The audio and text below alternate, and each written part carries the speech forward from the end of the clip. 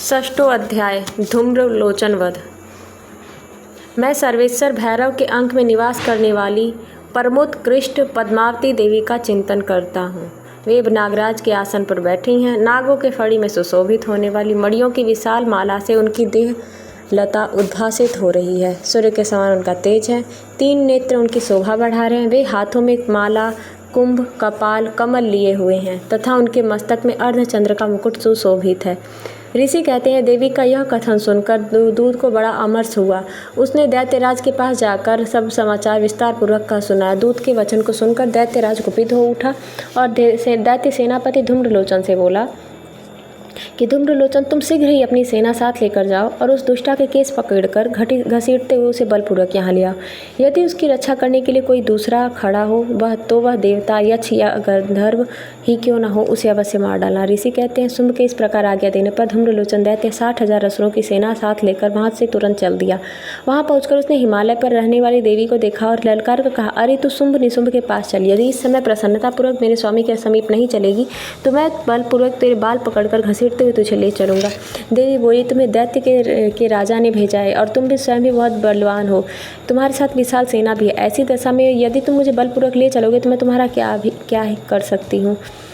आगे है, ऋषि कहते हैं, देवी के यूँ कहने पर असुर धूम्रलोचन की ओर दौड़ा।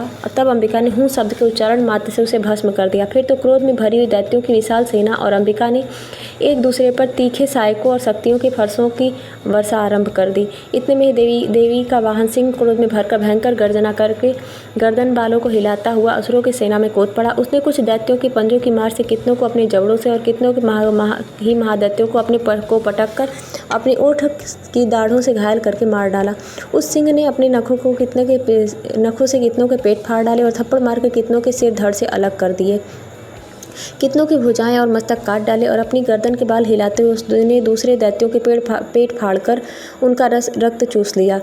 अत्यंत क्रोध में भरे हुए देवी का वाहन उस महाबली सिंह ने क्षण भर में ही असुरों की सारी सेना का संहार कर डाला। शुंभ ने जब यह सब सुना कि देवी ने धूम्रलोचन असुर को मार डाला तब उसके